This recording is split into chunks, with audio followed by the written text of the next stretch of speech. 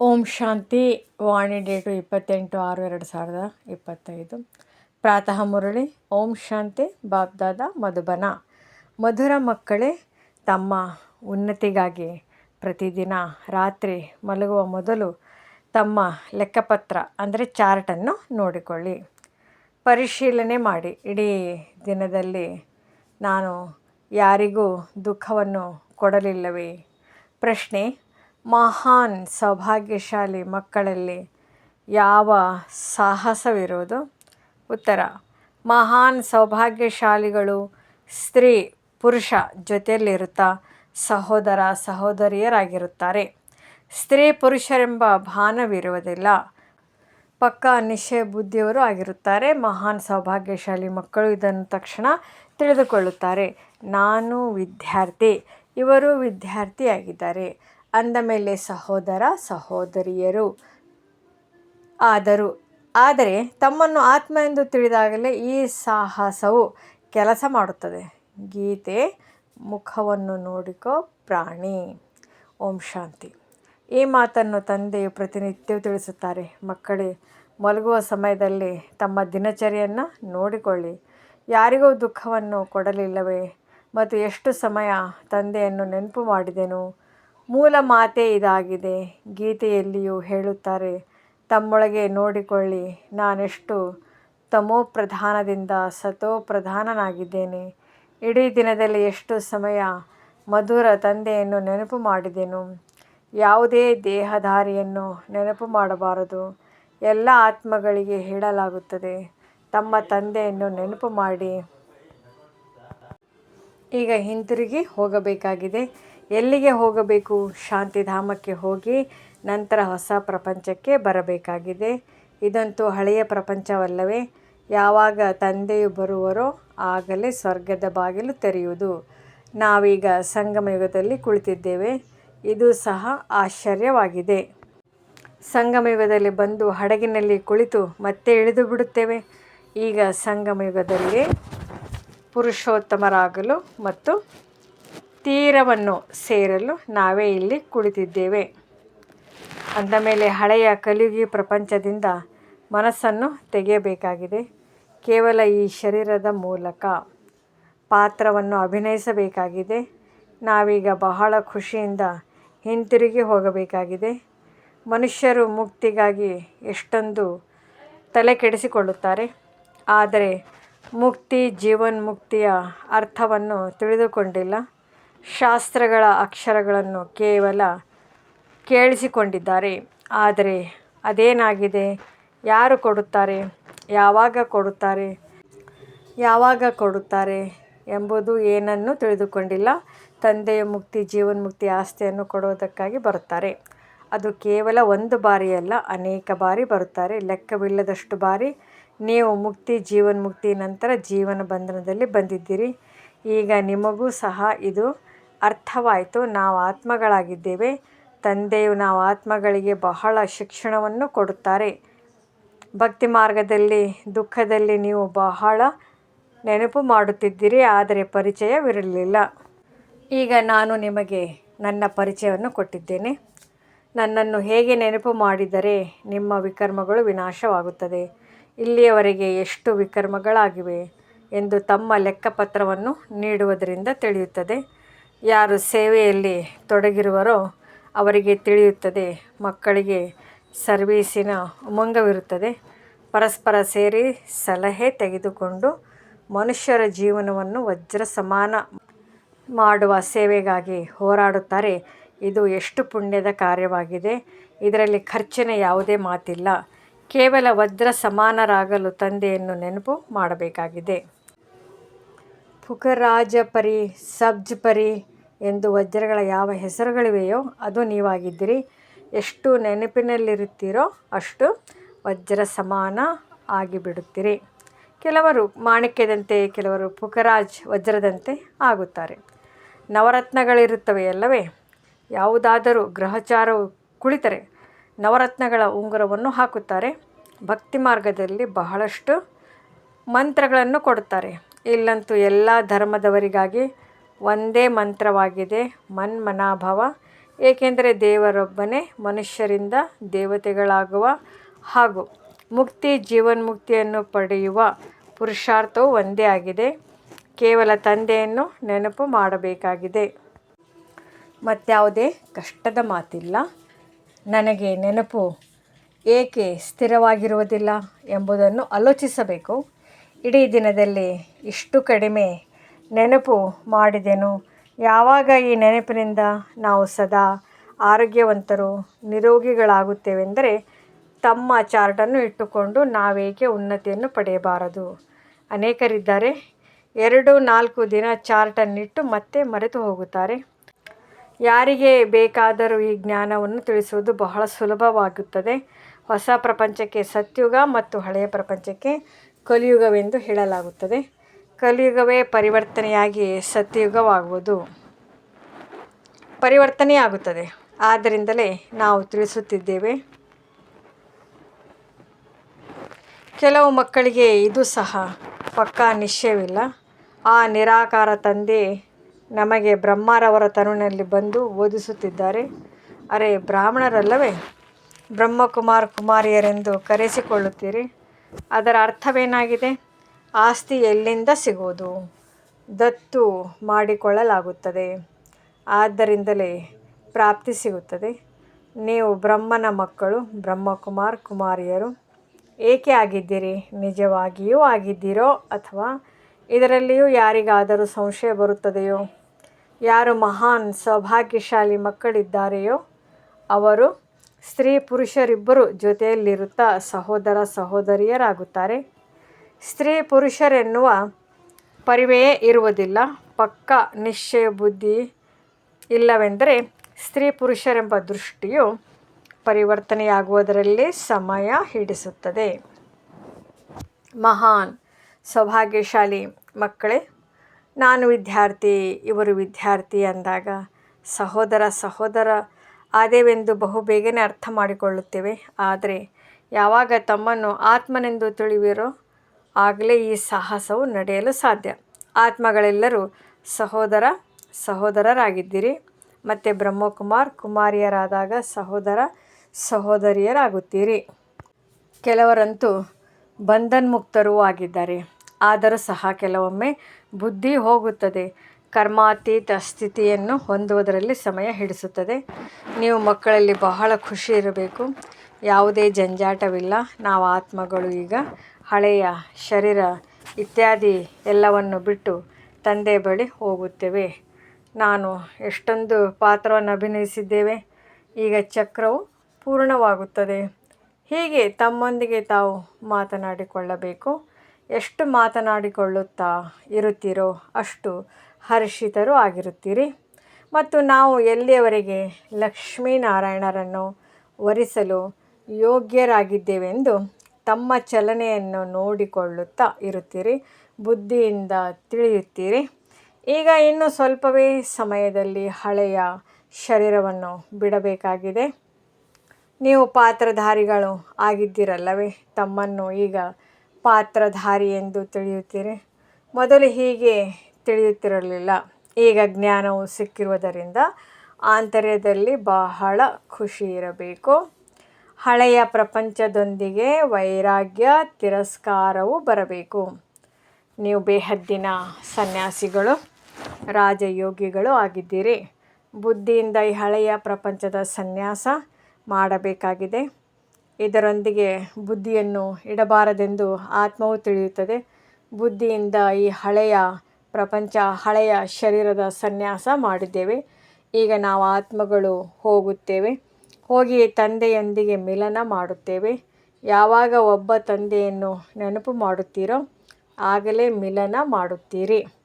ಮತ್ತೆ ಯಾರನ್ನಾದರೂ ನೆನಪು ಮಾಡಿದರೆ ಅವಶ್ಯವಾಗಿ ಸ್ಮೃತಿಯೇ ಬರುವುದು. ನಂತರ ಶಿಕ್ಷೆಯೂ ಸಿಗುತ್ತದೆ ಮತ್ತು ಪದವಿಯು ಭ್ರಷ್ಟವಾಗುವುದು. ಯಾರು ಒಳ್ಳೊಳ್ಳೆಯ ವಿದ್ಯಾರ್ಥಿಗಳು ಇರುವರೋ ಅವರು ವಿದ್ಯಾರ್ಥಿ ವೇತನವನ್ನು ಅವಶ್ಯವಾಗಿ ತೆಗೆದುಕೊಳ್ಳುತ್ತೇವೆಂದು ತಮ್ಮೊಂದಿಗೆ ಪ್ರತಿಜ್ಞೆ ಮಾಡಿಕೊಳ್ಳುತ್ತಾರೆ. ಅಂದಾಗ ಇಲ್ಲಿಯೂ ಸಹ ಪ್ರತಿಯೊಬ್ಬರೂ ಸಂಕಲ್ಪವಿಡಬೇಕು. ಈಗ ನಾವು ತಂದೆಯಿಂದ ರಾಜ್ಯಭಾಗ್ಯವನ್ನು ತೆಗೆದುಕೊಂಡೇ ತೀರುತ್ತೇವೆ. ಮತ್ತು ಚಲನೆಯೂ ಸಹ ಅದೇ ರೀತಿ ಇರುತ್ತದೆ. ಮುಂದೆ ಹೋದಂತೆ ಪುರುಷಾರ್ಥ ಮಾಡುತ್ತಾ ಮಾಡುತ್ತಾ ತೀಕ್ಷ್ಣವಾಗಿ ಗುರಿಯನ್ನು ಮುಟ್ಟಬೇಕಾಗಿದೆ.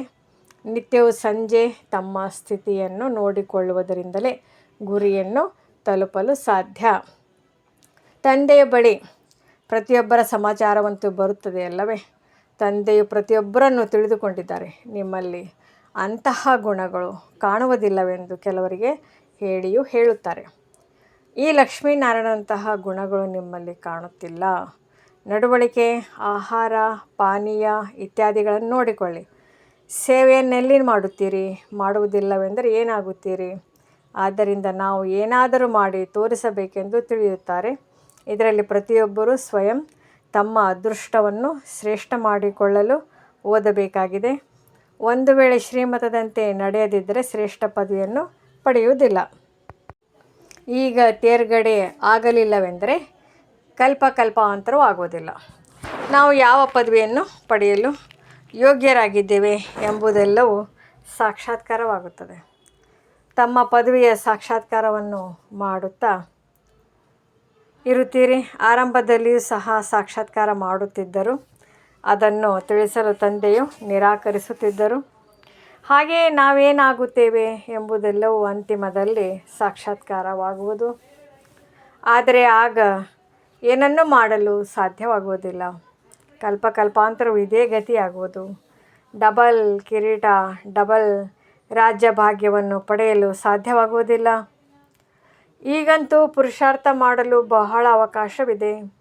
ತ್ರೇತಾದ ಅಂತ್ಯದವರೆಗೆ 16,108ರ ದೊಡ್ಡ ಮಾಲೆಯೂ ಆಗಬೇಕಾಗಿದೆ. ನೀವಿಲ್ಲಿ ಬಂದಿರುವುದೇ ನರನಿಂದ ನಾರಾಯಣರಾಗುವ ಪುರುಷಾರ್ಥ ಮಾಡಲು. ಯಾವಾಗ ಕಡಿಮೆ ಪದವಿಯ ಸಾಕ್ಷಾತ್ಕಾರವಾಗುವುದೋ ಆಗ ಬಹಳ ತಿರಸ್ಕಾರ ಉಂಟಾಗುತ್ತದೆ. ತಲೆ ಬಗ್ಗಿಸುತ್ತೀರಿ. ನಾನಂತೂ ಏನೂ ಪುರುಷಾರ್ಥ ಮಾಡಲಿಲ್ಲ, ಚಾರ್ಟ್ ನೀಡಿ, ಹೀಗೆ ಮಾಡಿ ಹಾಗೆ ಮಾಡಿ ಎಂದು ಎಷ್ಟೊಂದು ತಿಳಿಸಿದರೂ ಆದರೆ ಮಾಡಲಿಲ್ಲ ಎಂದು ಪಶ್ಚಾತ್ತಾಪ ಪಡುವಿರಿ. ಆದ್ದರಿಂದ ತಂದೆ ತಿಳಿಸುತ್ತಾರೆ, ಯಾರೆಲ್ಲ ಮಕ್ಕಳು ಬರುವರೋ ಎಲ್ಲರ ಭಾವಚಿತ್ರಗಳಿರಲಿ, ಭಲೆ ಸಾಮೂಹಿಕ ಭಾವಚಿತ್ರವೇ ಆಗಿರಲಿ. ಪಾರ್ಟಿಯನ್ನು ಕರೆದುಕೊಂಡು ಬರುತ್ತೀರಲ್ಲವೇ, ಮತ್ತೆ ಆ ಭಾವಚಿತ್ರದಲ್ಲಿ ದಿನಾಂಕ, ಕ್ರಮ ಸಂಖ್ಯೆ ಎಲ್ಲವೂ ಬರೆಯಲ್ಪಟ್ಟಿರಲಿ. ಇದರಿಂದ ನಂತರ ಯಾರ್ಯಾರು ಬಿದ್ದು ಹೋದರೆಂದು ತಂದೆ ತಿಳಿಸುತ್ತಾರೆ. ತಂದೆಯ ಬಳಿ ಎಲ್ಲರ ಸಮಾಚಾರಗಳು ಬರುತ್ತವೆ ಎಂದು ತಿಳಿಸುತ್ತಿರುತ್ತಾರೆ. ಎಷ್ಟೊಂದು ಮಕ್ಕಳನ್ನು ಮಾಯೆಯು ತೆಗೆದುಕೊಂಡು ಹೋಯಿತು, ಸಮಾಪ್ತಿಯಾದರು. ಕೆಲವರು ಕನ್ಯರು ಸಹ ಬೀಳುತ್ತಾರೆ, ದುರ್ಗತಿಯನ್ನು ಪಡೆದುಕೊಳ್ಳುತ್ತಾರೆ. ಮಾತೇ ಕೇಳಬೇಡಿ. ಆದ್ದರಿಂದ ತಂದೆ ತಿಳಿಸುತ್ತಾರೆ, ಮಕ್ಕಳೇ ಎಚ್ಚರದಿಂದಿರಿ. ಮಾಯೆಯು ಯಾವುದಾದರೊಂದು ರೂಪವನ್ನು ಧರಿಸಿ ಹಿಡಿದುಕೊಳ್ಳುತ್ತದೆ. ಯಾರದೇ ನಾಮ ರೂಪದ ಕಡೆ ನೋಡಲು ಬೇಡಿ. ಭಲೆ ಈ ಕಣ್ಣುಗಳಿಂದ ನೋಡುತ್ತೀರಿ, ಆದರೆ ಬುದ್ಧಿಯಲ್ಲಿ ಒಬ್ಬ ತಂದೆಯದೇ ನೆನಪಿರಲಿ. ಮೂರನೇ ನೇತ್ರವು ಇದಕ್ಕಾಗಿಯೇ ಸಿಕ್ಕಿದೆ. ತಂದೆಯನ್ನೇ ನೋಡಿ ಮತ್ತು ನೆನಪು ಮಾಡಿ.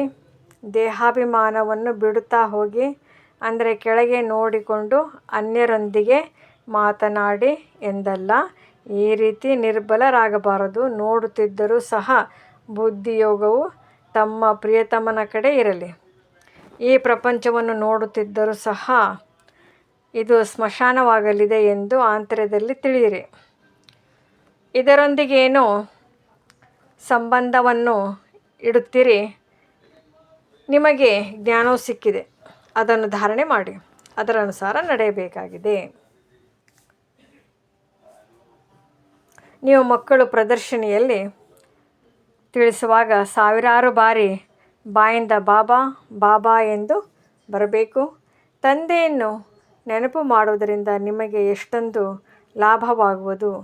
ಶಿವತಂದೆ ತಿಳಿಸುತ್ತಾರೆ, ನನ್ನೊಬ್ಬನನ್ನೇ ನೆನಪು ಮಾಡಿ, ಆಗ ವಿಕರ್ಮಗಳು ವಿನಾಶವಾಗುತ್ತವೆ.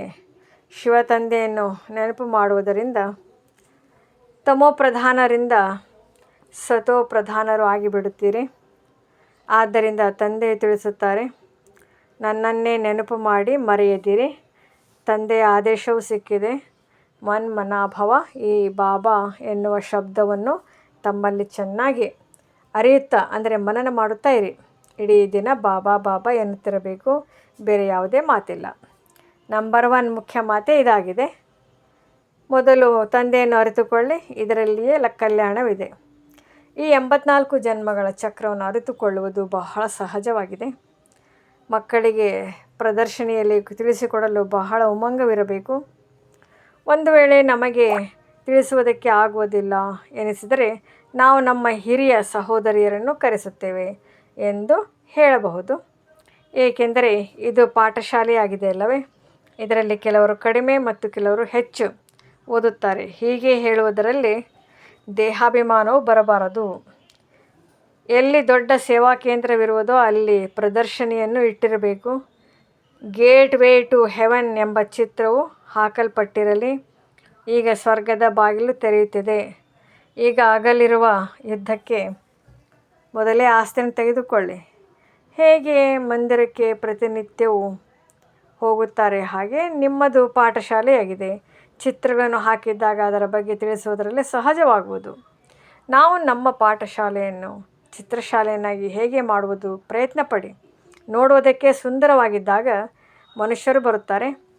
ವೈಕುಂಠದಲ್ಲಿ ಹೋಗುವ ಮಾತು 1 ಸೆಕೆಂಡಿನಲ್ಲಿ ತಿಳಿದುಕೊಳ್ಳುವ ಮಾತಾಗಿದೆ.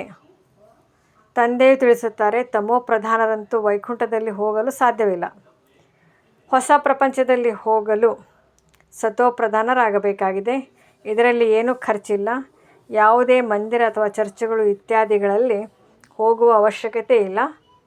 ನೆನಪು ಮಾಡುತ್ತಾ ಮಾಡುತ್ತಾ ಪವಿತ್ರರಾಗಿ ನೇರವಾಗಿ ಮಧುರ ಮನೆಗೆ ಹೋಗುತ್ತೀರಿ. ನಾನು ಗ್ಯಾರಂಟಿ ಕೊಡುತ್ತೇನೆ, ನೀವು ಅಪವಿತ್ರರಿಂದ ಈ ರೀತಿ ಪವಿತ್ರರಾಗಿ ಬಿಡುತ್ತೀರಿ. ಗೋಲದ ಚಿತ್ರದಲ್ಲಿ ದ್ವಾರವು ಬಹಳ ದೊಡ್ಡದಾಗಿ ಚಿತ್ರಿಸಿರಬೇಕು. ಸ್ವರ್ಗದ ದ್ವಾರವು ಹೇಗೆ ತೆರೆಯುತ್ತದೆ, ಎಷ್ಟೊಂದು ಸ್ಪಷ್ಟವಾಗಿದೆ. ನರಕದ ದ್ವಾರವು ಮುಚ್ಚಲ್ಪಡುವುದು. ಸ್ವರ್ಗದಲ್ಲಿ ನರಕದ ಹೆಸರು ಇರುವುದಿಲ್ಲ. ಕೃಷ್ಣನನ್ನು ಎಷ್ಟೊಂದು ನೆನಪು ಮಾಡುತ್ತಾರೆ, ಆದರೆ ಕೃಷ್ಣನು ಯಾವಾಗ ಬರುತ್ತಾನೆಂದು ಯಾರಿಗೂ ತಿಳಿದಿಲ್ಲ. ತಂದೆಯನ್ನೇ ಅರಿತುಕೊಂಡಿಲ್ಲ. ಭಗವಂತನು ನಮಗೆ ಪುನಃ ರಾಜಯೋಗವನ್ನು ಕಲಿಸುತ್ತಾರೆ ಎಂಬುದು ನೆನಪಿದ್ದರೂ ಸಹ ಎಷ್ಟೊಂದು ಖುಷಿ ಇರುವುದು ಮತ್ತು ನಾವು ಈಶ್ವರಿಯ ವಿದ್ಯಾರ್ಥಿಗಳಾಗಿದ್ದೇವೆ ಎಂಬ ಖುಷಿ ಇರಲಿ. ಇದನ್ನೇಕೆ ಮರೆಯುವಿರಿ? ಒಳ್ಳೆಯದು. ಮಧುರಾತಿ ಮಧುರ ಅಗಲಿ ಹೋಗಿ ಮರಳಿ ಸಿಕ್ಕಿರುವಂತಹ ಮಕ್ಕಳಿಗೆ ಮಾತಾಪಿತಾ ಬಾಬ್ದಾದಾರವರ ನೆನಪು, ಪ್ರೀತಿ ಹಾಗೂ ನಮಸ್ತೆ. ಆತ್ಮೀಯ ಮಕ್ಕಳಿಗೆ ಆತ್ಮೀಯ ತಂದೆಯ ನಮಸ್ತೆ. ಧಾರಣೆಗಾಗಿ ಮುಖ್ಯ ಸಾರ. ಮೊದಲನೆಯದು, ಇಡೀ ದಿನ ಬಾಯಿಂದ ಬಾಬಾ ಬಾಬಾ ಎಂದು ಬರುತ್ತಿರಲಿ. ಕೊನೆ ಪಕ್ಷ ಪ್ರದರ್ಶನಿ ಇತ್ಯಾದಿಗಳಲ್ಲಿ ತಿಳಿಸಿಕೊಡುವ ಸಮಯದಲ್ಲಿ ಸಾವಿರಾರು ಬಾರಿ ಬಾಬಾ ಬಾಬಾ ಎನ್ನಿರಿ. ಎರಡನೇದು, ಈ ಕಣ್ಣುಗಳಿಂದ ಎಲ್ಲವನ್ನು ನೋಡುತ್ತಲೂ ಒಬ್ಬ ತಂದೆ ನೆನಪಿರಲಿ. ಪರಸ್ಪರ ಮಾತನಾಡುತ್ತಾ ಮೂರನೇ ನೇತ್ರದ ಮೂಲಕ ಆತ್ಮವನ್ನು ಮತ್ತು ಆತ್ಮದ ತಂದೆಯನ್ನು ನೋಡುವ ಅಭ್ಯಾಸ ಮಾಡಬೇಕಾಗಿದೆ. ವರದಾನ: ಪ್ರತಿ ಸೆಕೆಂಡ್ ಮತ್ತು ಸಂಕಲ್ಪವನ್ನು ಅಮೂಲ್ಯ ವಿಧಿಯಿಂದ ಉಪಯೋಗಿಸುವಂತಹ ಅಮೂಲ್ಯ ರತ್ನ ಭವ. ಸಂಗಮಯುಗದ 1 ಸೆಕೆಂಡು ಸಹ ಬಹಳ ಅಮೂಲ್ಯವಾದದ್ದು. ಯಾವ ರೀತಿ 1ಕ್ಕೆ 1,00,000 ಪಟ್ಟು ಆಗುತ್ತದೆಯೋ ಹಾಗೆ 1 ಸೆಕೆಂಡ್ ಸಹ ವ್ಯರ್ಥವಾಗುತ್ತದೆ ಎಂದರೆ 1,00,000 ಪಟ್ಟು ವ್ಯರ್ಥವಾಗಿ ಬಿಡುತ್ತದೆ. ಆದ್ದರಿಂದ ಇಷ್ಟು ಗಮನವನ್ನು ಇಡುತ್ತೀರಿ ಎಂದರೆ ಹುಡುಗಾಟಿಕೆಯು ಸಮಾಪ್ತಿಯಾಗುತ್ತದೆ. ಈಗಂತೂ ಲೆಕ್ಕ ತೆಗೆದುಕೊಳ್ಳುವವರು ಯಾರೂ ಇಲ್ಲ. ಆದರೆ ಸ್ವಲ್ಪ ಸಮಯದ ನಂತರ ಪಶ್ಚಾತ್ತಾಪವಾಗುವುದು. ಏಕೆಂದರೆ ಈ ಸಮಯಕ್ಕೆ ಬಹಳ ಬೆಲೆ ಇದೆ. ಯಾರು ತನ್ನ ಪ್ರತಿ ಸೆಕೆಂಡ್ ಪ್ರತಿ ಸಂಕಲ್ಪವನ್ನು ಅಮೂಲ್ಯವಾಗಿ ಉಪಯೋಗಿಸುತ್ತಾರೆಯೋ ಅವರೇ ಅಮೂಲ್ಯ ರತ್ನಗಳು ಆಗುವರು. ಸ್ಲೋಗನ್: ಯಾರು ಸದಾ ಯೋಗಯುಕ್ತ ಆಗಿರುತ್ತಾರೆಯೋ ಅವರೇ ಸಹಯೋಗದ ಅನುಭವ ಮಾಡುತ್ತಾ ವಿಜಯಿಯಾಗುವರು. ಅವ್ಯಕ್ತ ಸೂಚನೆಗಳು: ಆತ್ಮಿಕ ಸ್ಥಿತಿಯಲ್ಲಿರುವಂತಹ ಅಭ್ಯಾಸ ಮಾಡಿ ಅಂತರ್ಮುಖಿಯಾಗಿರಿ. ಆತ್ಮ ಶಬ್ದ ಸ್ಮೃತಿಯಲ್ಲಿ ಬರುತ್ತಿದ್ದಂತೆ ಆತ್ಮೀಯತೆಯ ಜೊತೆ ಶುಭ ಭಾವನೆಯೂ ಸಹ ಬಂದು ಬಿಡುತ್ತದೆ. ಪವಿತ್ರ ದೃಷ್ಟಿಯಾಗಿ ಬಿಡುತ್ತದೆ. ಯಾರೇ ನಿಮ್ಮನ್ನು ಬೈದರೂ ಸಹ ಈ ಸ್ಮೃತಿ ಇರಲಿ. ಈ ಆತ್ಮ ತಮೋಗುಣಿ ಪಾತ್ರವನ್ನು ಅಭಿನಯಿಸುತ್ತಿದೆ. ಆಗ ಅವರೊಂದಿಗೆ ದ್ವೇಷದ ಭಾವನೆ ಇರುವುದಿಲ್ಲ. ಅವರ ಪ್ರತಿಯೂ ಸಹ ಶುಭ ಭಾವನೆ ಇರುತ್ತದೆ.